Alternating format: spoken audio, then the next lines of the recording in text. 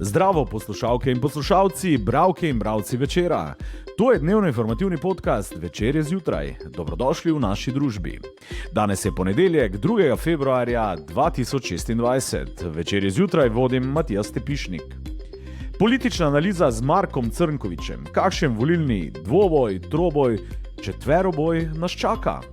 Vroč štajerski derbi v Ljudskem vrtu med Mariborom in Celjem. Kakšna so spoznanja po tekmi? Zakaj v zdravstvu že leto dni ne odrejajo zunanjih strokovnih nadzorov? Naročite se na podcast, da boste obveščeni ob izdaji naslednje epizode. Vse skozi smo z vami na večer.com. Nov predvolilni teden in nova politična analiza. Marko Crnkovič, kolumnist, urednik Fokus Pokusa, zdravo, ponovno Zdravo, nazaj. Kako si? V redu, gre predvolilno. Si meril kaj politično temperaturo v državi, v Mariboru in sicer? Spremljam, ja, prav z nekim natančnim meteorološkim termometrom ravno ne.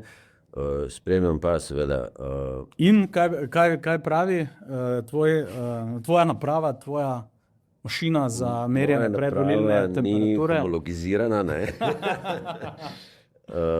Tako da imam neka mnenja seveda in občutke, tako da sem mimogrede, naslednji teden bom jaz štartal s temi tvojimi, mojimi političnimi obrazi, ne, Večerovimi. Res je, naj bo to tudi napoved rubrike, ki jo bomo imeli v predvolilnem času Večeru, torej Marko bo portretiral prvake, prvakinje in druge matadorje političnega razreda.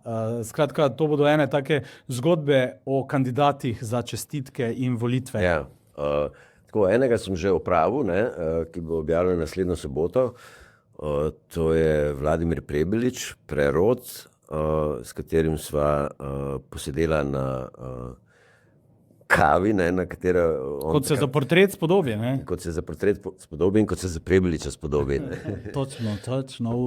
Tako da, pravzaprav sva pila čaj, no. Bilo že prepozno, ja. ne? In on je plačal, ne, kot novinar sem si dovolil celo pustiti, da me politik časti, no, ampak dobro, pustimo to. Ne. Skratka, potem pa samo en čajček je bil brez po tega. Prebiliču pa v vrsto še ostali, kaj ne? Potem pa še vsi ostali, seveda. Vladimir Prebilič je bil tudi že v Večerovem duelu skupaj z Anžetom Logarjem, kar pomeni, da se seveda predvolilne mašinerije vrtijo vedno hitreje, ampak mi dva analizirava pretekli teden in do volitev ni niti več 2 meseca, kar pomeni, da se seveda dogodki počasi zgoščajo, ne. Prejšnji teden je zaznamovala seveda zgodba z hamburgerji in... Burgerji se reče. Pardon, hamburgerji so bili nekoč, nisem fancy dovolj.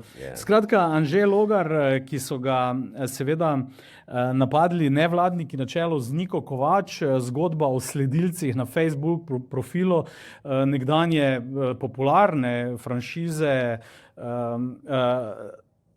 Lars and Sven. Skratka, šlo je seveda za kar, bom rekel, vnetljivo ali pa medijsko zelo prezentno politično zgodbo. Ne nazadnje sta se Nika Kovač in Anže Logar soočila celo v večernem terminu, tako na Pop TV-u kot na Nacionalki.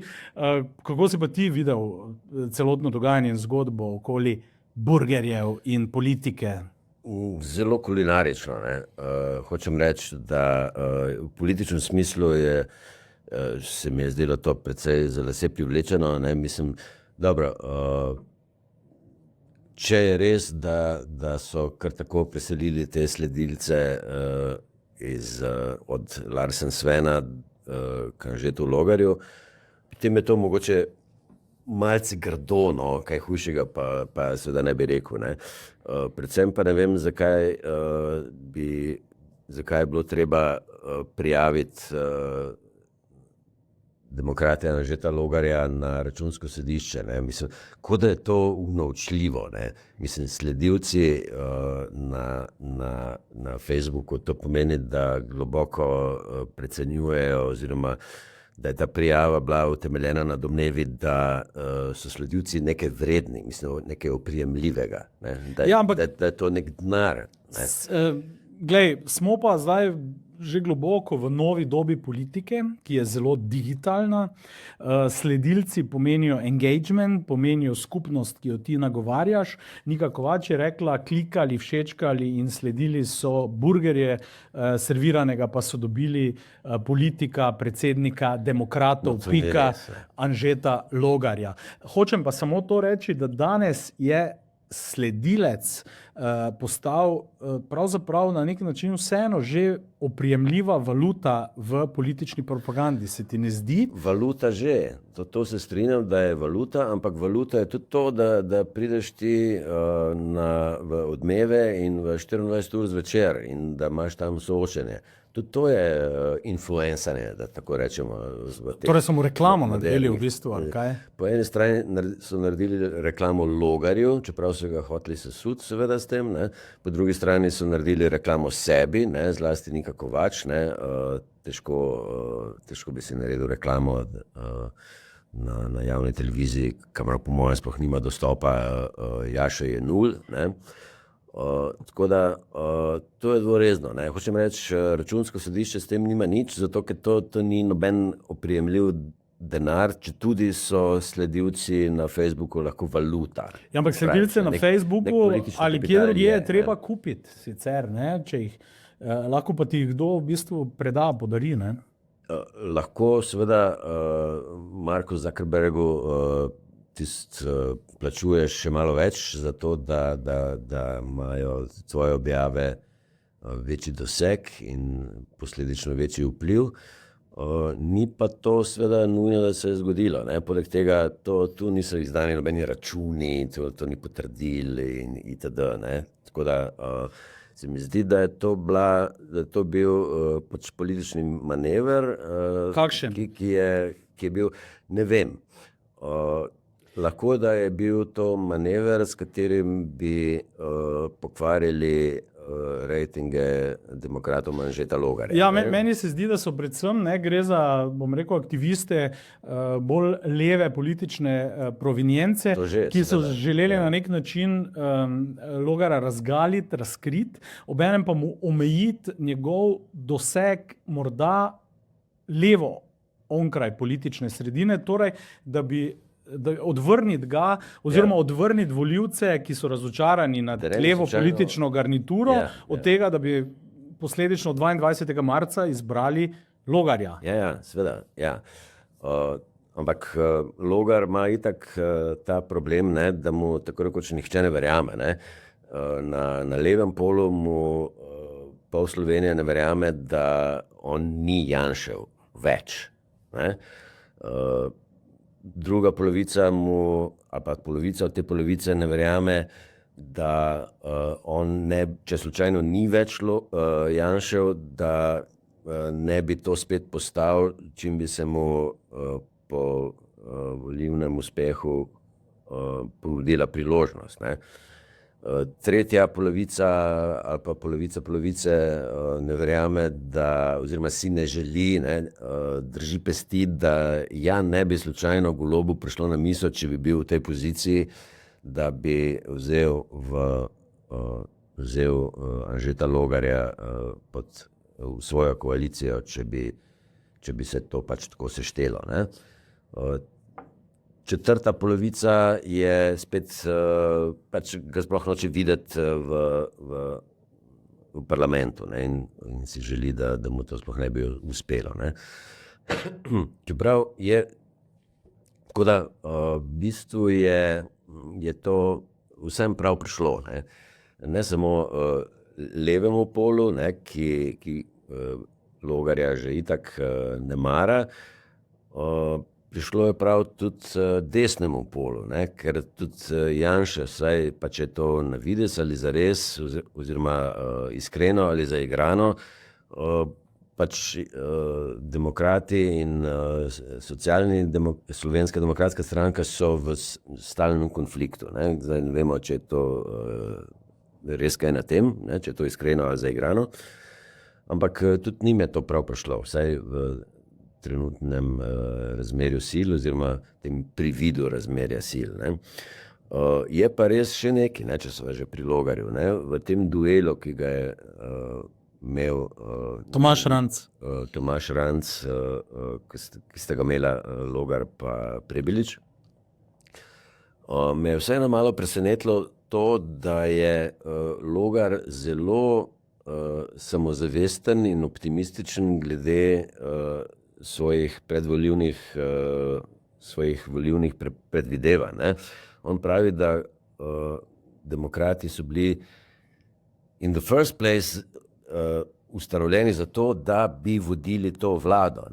Tako da on res pričakuje, za kar je sicer po mojem mnenju in mnenju večine, pa ni treba biti tu jasnovidec, predvsem neverjetno, da bi on bil zmagovalec teh volitev in da bi on diktiral oziroma si izbiral stranke, ki bi šle z njim v koalicijo. To je marketing, verjetno, ne? To je verjetno bolj neka PR strategija, tisti, da deluje pač samozavesten, tako pač in optimističen, tako da mi to nekako ne gre čisto skupaj. Ampak kakorkoli, če se vrnemo k tem hamburgerjem, to je bilo zabavno spremljati, ni pa po mojem ne bo imelo nekih strašnih političnih posledic. No, Janša sicer...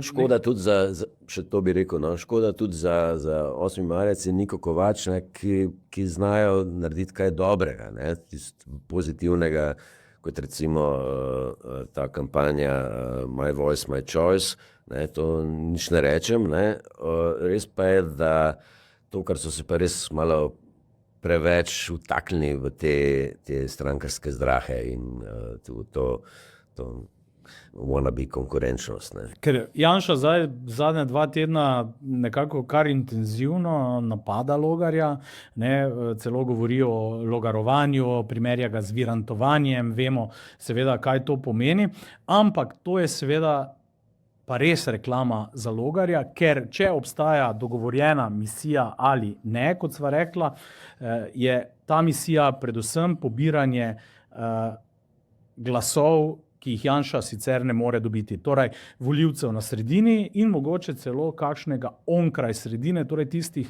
ki zdaj v trenutnem vladnem trojčku nikakor ne vidijo več svoje izbire, bi pa imeli neko morda urbano, konzervativno politično izbiro kot nekaj, kar bi jim bilo sprejemljivo. Ja, ne vem. Po mojem se lahko Janša na glavo postavi, da tako rečem, pa vseeno bo na račun Logarja SDS gubila nekaj glasov. To je dejstvo.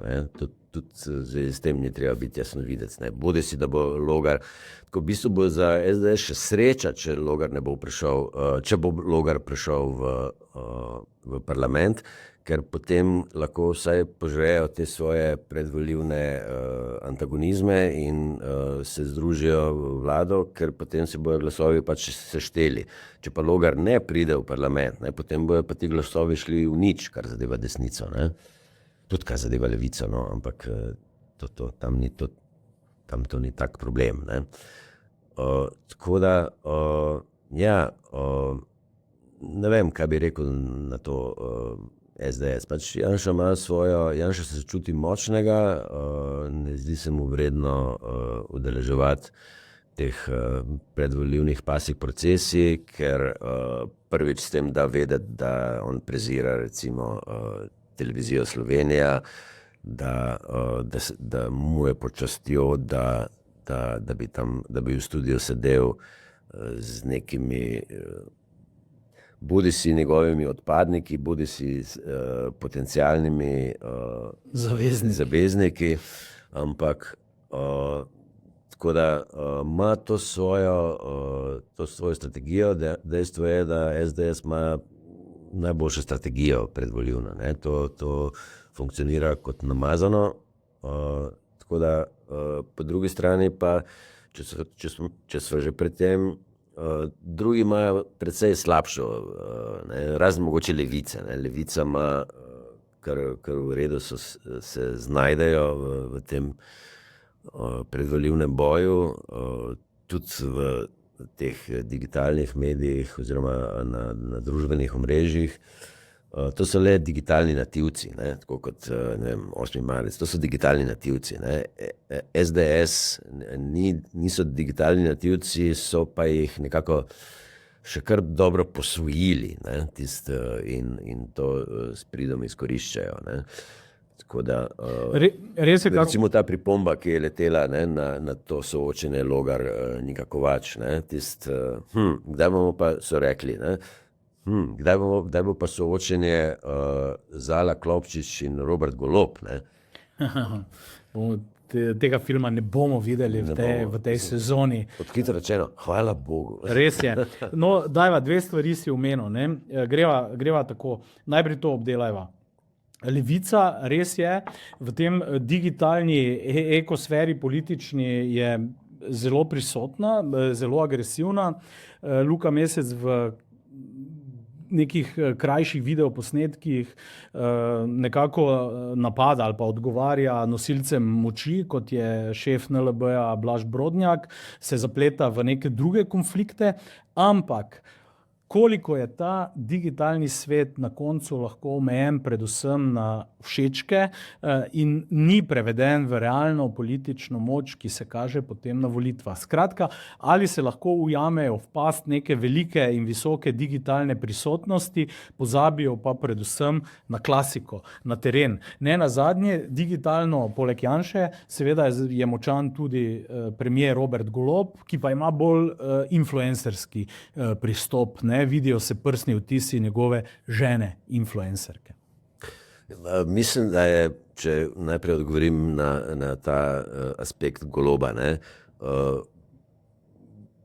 Golob je brez zamere malo prestar, da bi se šel to influencerstvo. Ne? On ni kaliber Boruta Pahorja, ki to od nekod zna. Pahor je starejši. Seveda je starejši, ne? Ampak Poduši je mlajši. Poduši je mlad, ne?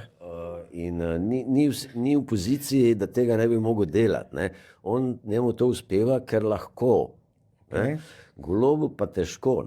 Noben predsednik... On je vseeno premier. On je vseeno premier. Čeprav Pahor je influencal tudi kot predsednik republike. Ja, Golob bo star, koliko zdaj, 60 let, še ni, ne?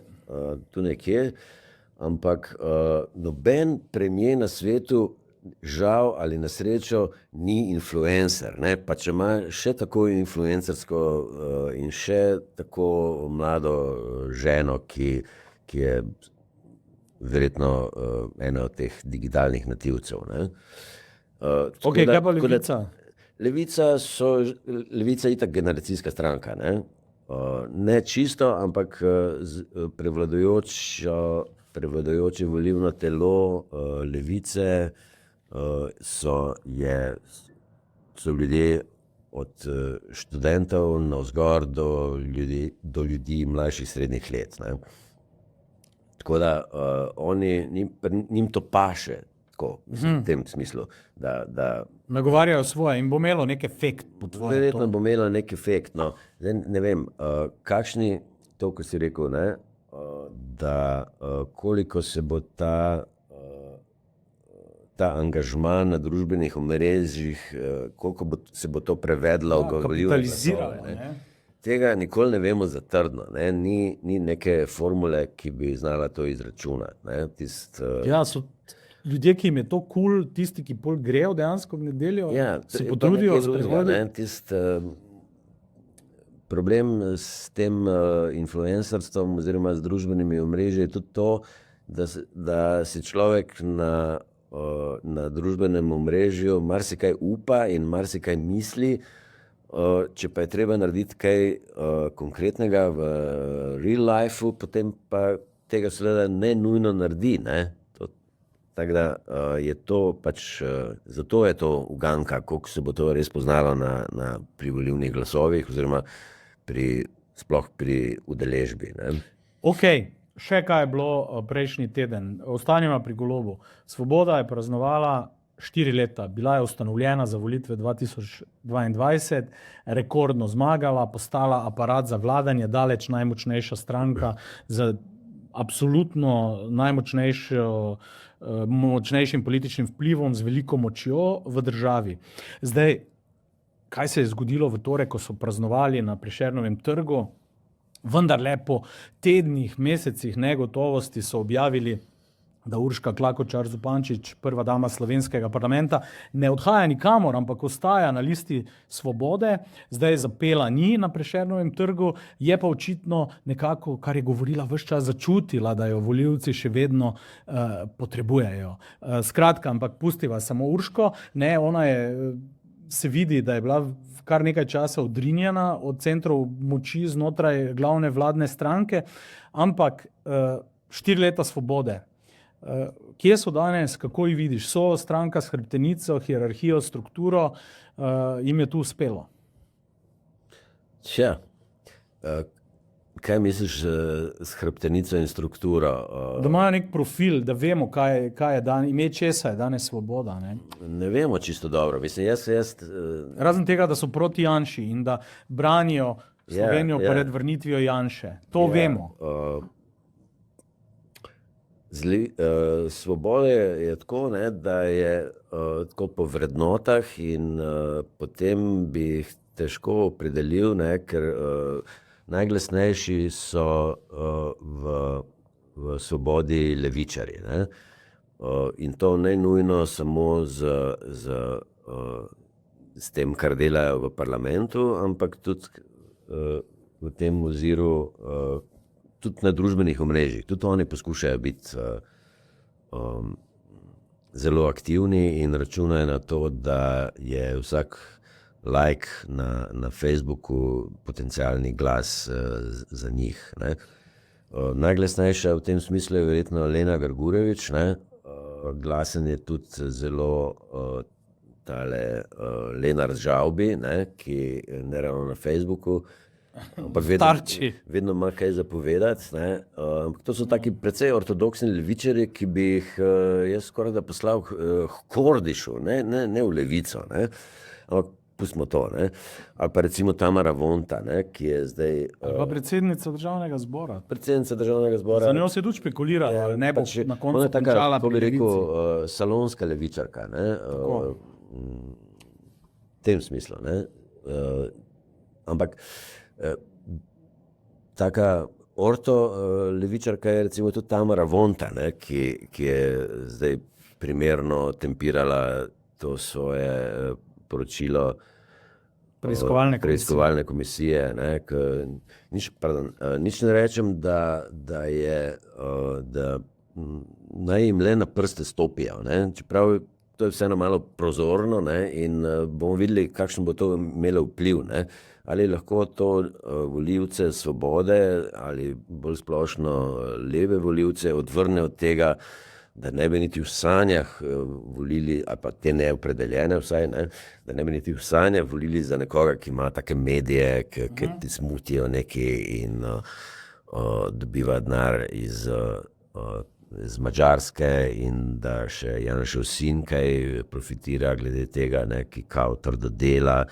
Se ne reče, mogoče pa res, ne, pa pustimo zdaj otroke politikov, ampak to je, seveda, temu vtisu se je težko izogniti. Ne moremo si kaj, da se ne bi mislili, da je to zdaj nameštalka. Ne. In zdaj seveda vsi citirajo Mojco Pašek Šetinski, je že pred časom rekla, tudi takrat, ko sem jaz imel v obrazih, je bilo v bistvu moj skoraj edini politični obraz, pred letom 2, da so te te preiskovalne komisije itak samo nek način političnega obračunavanja. Ne. Kar ni vedno res. Ne. Kar ni vedno res. Ampak zdaj pred volitvami vedno izpade vse kot tempirano samo zato, da bi obračunavali s političnimi nasprotniki. Isto se bo zgodilo, če bo zdaj prišlo ven še poročilo o tem nesrečnem Karigadorju, ne, bo to kontra Golob. Ne. Isto se bo zgodilo, če se bo kaj še premaknilo na to temo v zvezi z tem domnevnim obvodnim financiranjem NSI ali pa s tisto afero Knovs. Ne. To so vsi imajo neki na lagerju, ne. Vsi imajo neke rezervne scenarije, ki lahko vpliva, lahko pa tudi ne. Zdaj moram reči, da se strinjam s tabo, da se je seveda na nek način Svoboda sploh v zadnjem obdobju, recimo v finalni fazi mandata, bistveno bolj levo profilirala, čeprav Šutarjev zakon seveda ni nekaj, kar bi lahko umeščali v sfero nekih, bom rekel, pro-levih politik oziroma zakonskih rešitev, vendarle pa so seveda tukaj ne samo Golobovi govori na partizanskih proslavah, tu so tudi nekatere seveda zelo realno sprejete politike, božičnica, minimalna plača, dobro, to je stvar levice, in pa nek močnejši konflikt na splošno z gospodarstvom. Tako da Golob se je tu bolj levo profiliral, ker je očitno ugotovil v polarizirani volilni sliki, da je to seveda bolj oportuno in bolj privlačno za volilno telo. Ampak, če mogoče greva še nekoliko naprej, v analizi prejšnjega tedna, začel se je pa seveda z Kučanom. Kako drugače? Kučan je dal, torej nekdanji prvi slovenski predsednik republike po osamosvojitvi, zgodovinska figura slovenske politike, dal intervju v Reporterju, kjer je posvaril pred četrto Janševo vlado, ki da bo hujša od vseh, vlekel je paralele s Trumpom in to je seveda pričakovano. Slovenska politika, slovenski družbeni prostor je ujet v to paradigmo Kučan-Janša, izvalo številne proti argumentacije, proti udarce in nadaljevanje tega večnega mitskega duela. Od Kučana kaj drugega ne moremo pričakovati, ampak seveda. Kakšen vpliv še ima, po tvoje? Po mojem ga še kar ima. To je pa, tudi to je seveda težko izračunati. Pride prav samo Janši, da govori o Murglah, o kontinuiteti, komunistih. To je dvorezno. Po eni strani Kučana še vedno zelo cenijo in mu verjamejo starejši volivci, ki pač znajo ceniti, da tako rečem, njegove zasluge, ki jih je imel za narod in osamosvojitev, in ki niso taki nasprotniki tega bivšega režima, iz katerega Kučan pač izhaja. Tako da to je eno, to ni zanemarljivo. Tako kot ni po drugi strani zanemarljivo, da je to seveda samo še ena priložnost za Janšo, da pač malo še dodatno argumentira te svoje antikomunistične težnje in da pač mobilizira na podlagi te tako imenovane te tranzicijske levice, katere del je tudi Kučan kot nek ultimativni stric iz ozadja. Kar pa zadeva, če greva Golobovemu levičarstvu oziroma Svobodinemu levičarstvu, je pa to, levičarstvu te koalicije, je pa to po mojem vpliv levice. Mislim, da je ta vlada postala precej pod vplivom levice. Mogoče ne čisto levičarska, ampak da je levica z veliko začetnico v tej koaliciji igrala zelo pomembno vlogo. In da se je ta platforma levice precej prijela, da ne rečem vrednote te vlade. Navsezadnje, tudi recimo finančni minister je kar se bolj ali manj strinja z vsem, kar se prej omenja. Od božičnice. Neke pridržke ima. Neke zadržke ima, ampak to, kar on govori, ni nek strašen neoliberalec, ki bi mu bilo vse levo tuje, in ki bi se požvižgal na to solidarnost, ki je ultimativni cilj teh pogruntavščin, kot so božičnica in minimalna plača. Ok, če še obdelava zdaj proti koncu še dve stvari. Sam si omenil Novo Slovenijo, kako vidiš trenutno njihov položaj? Jernej Vrtovec je zložil to zgodbo s Fokusom, SLS-om, zdaj so tudi oni začeli neko terensko kampanjo. Sam si omenil tudi dve neprijetni zgodbi, potencialni bombi, ki jih lahko še doletita, to sta afera Knovs in pa seveda obvodno financiranje stranke, to je nek neprijeten meč, ki visi nad njimi.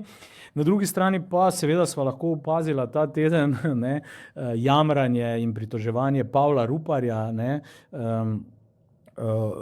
ki ga nekako Janez Janša po uporabi počasi odklaplja. Rupar je tarnal nad tem, da nima več dostopa do strankarskih medijev, da ga ne promovirajo več dovolj, skratka pisanje mu ne plačuje več. Ta projekt se je očitno končal. NSI Rupar, dve zelo različni zgodbi.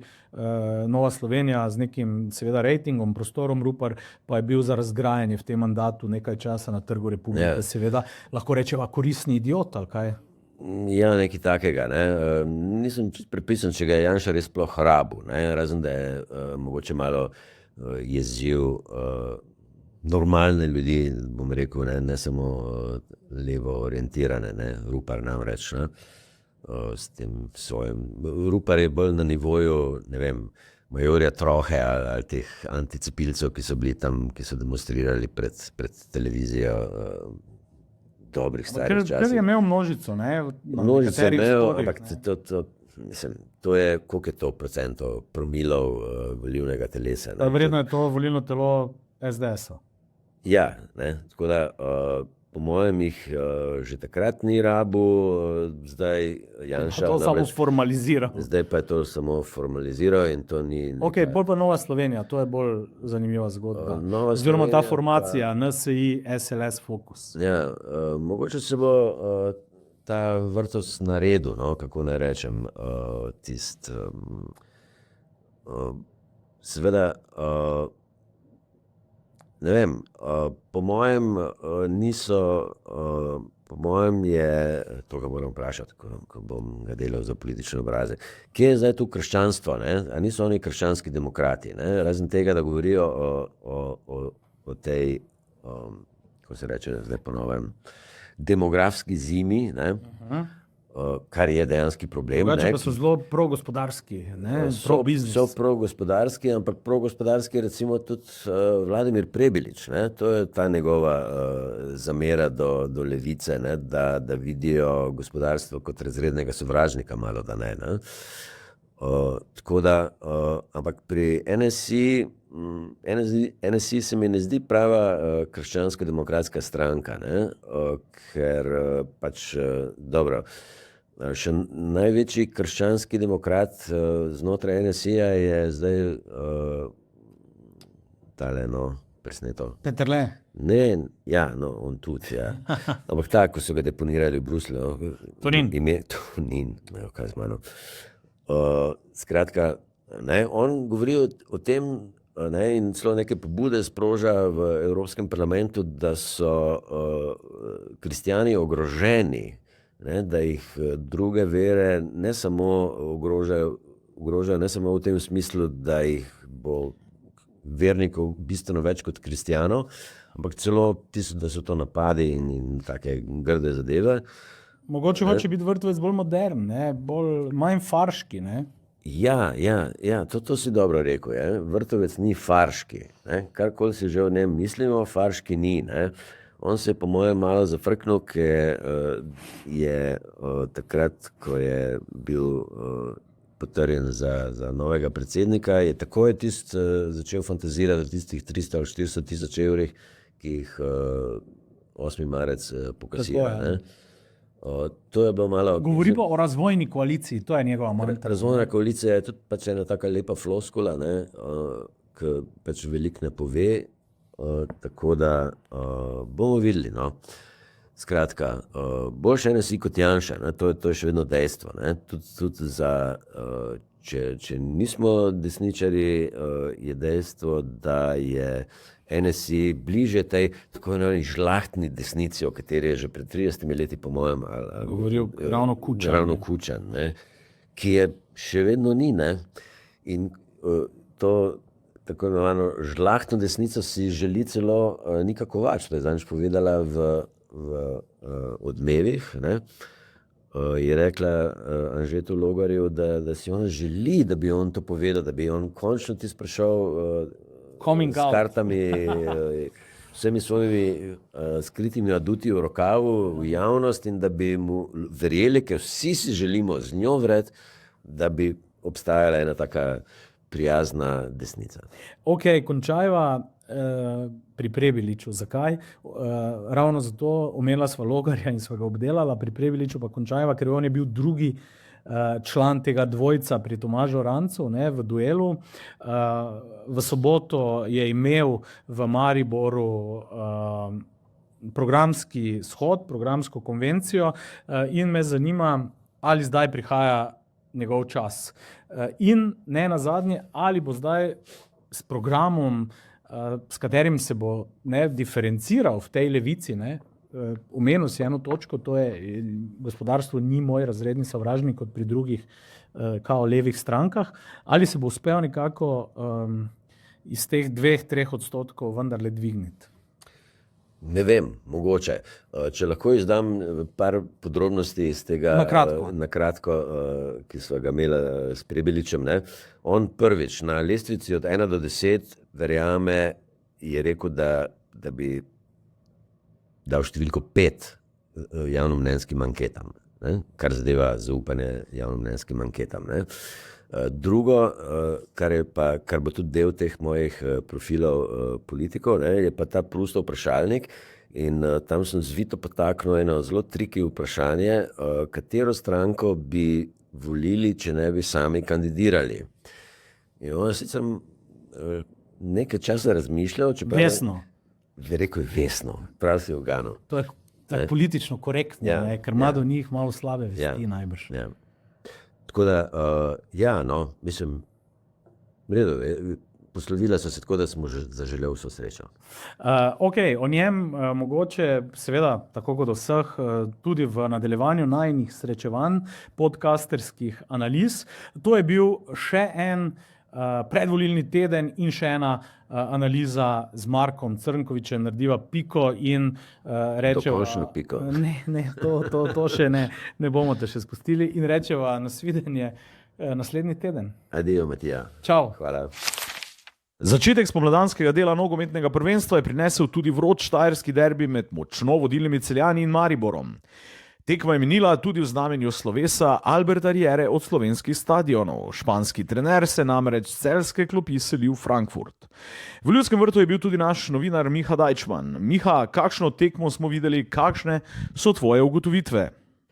Zdravo Matija, zdravo poslušalke in poslušalci iz Ljudskega vrta, od koder v tiskarno in na večer.com pošiljamo vse pomembne informacije o dogajanju s tekme Maribora in Celja. Derbi v Ljudskem vrtu je bil triler s 6 goli, s 3-3 se je končalo.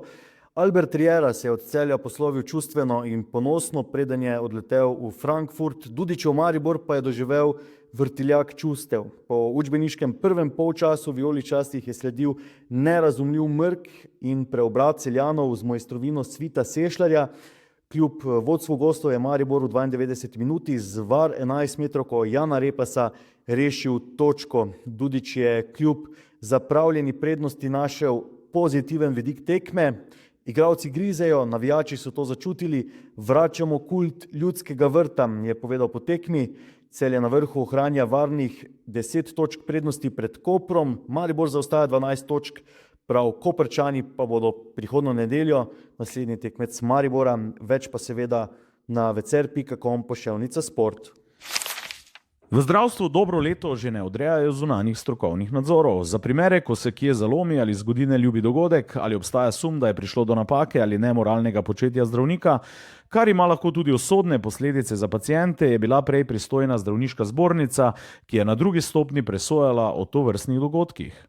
Konec marca 2025 pa je začel veljati zakon o zagotavljanju kakovosti v zdravstvu, ki je to nalogo dodelil novo ustanovljeni agenciji za kakovost.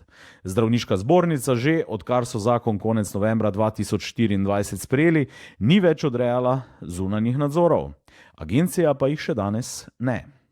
Posledice te časovne vrzeli v nadzorih čutijo predvsem pacienti in svojci, opozarja zastopnica pacientovih pravic Vlasta Cafnik. Citiram: svojci umrlih pacientov so zaradi navedenih dilem pri izvajanju zunanjih strokovnih nadzorov vsekakor izredno razočarani in žal njihovo zaupanje v slovensko zdravstvo vse bolj pada. Konec citata. Na zdravniški zbornici so v zadnjih 5 letih sicer prejeli povprečno okoli 150 vlog za izredne strokovne nadzore, po okoli 120 za nadzore nad delom zdravnikov in 30 nad delom zobozdravnikov. Vsaka vloga sicer ni upravičena do nadzora, teh so na to upravili med 24 in 44 vsako leto. Pozanimali smo se, kaj so v teh nadzorih ugotovili. Preverili pa smo tudi, koliko zunanjih strokovnih nadzorov so potrebovali v posamezni bolnišnici v naši okolici. V temo se je zakopala naša novinarka Jana Juvan. To je bil Večer zjutraj 2. februarja 2026. Z vami sem bil Matija Stepišnik. Kakovostno novinarstvo lahko podprete tako, da se naročite na tiskani in spletni Večer, postanete naš sledilec in bralec na družbenih omrežjih, naročnik naših podcastov in newsletterjev. Tako boste podprli novinarstvo, ki prinaša avtentične vsebine, ki jih pripravljajo naši novinarji in jih drugje ne boste našli. Želimo, da razumete, kako se vrti svet. Želimo vam odstreti vpogled v čas in prostor, v katerem živimo. Veseli bomo vaših komentarjev, pobud in kritik na različnih kanalih. Z Večerom razumete bolje. Imejte krasen delovni teden. Se beremo in slišimo.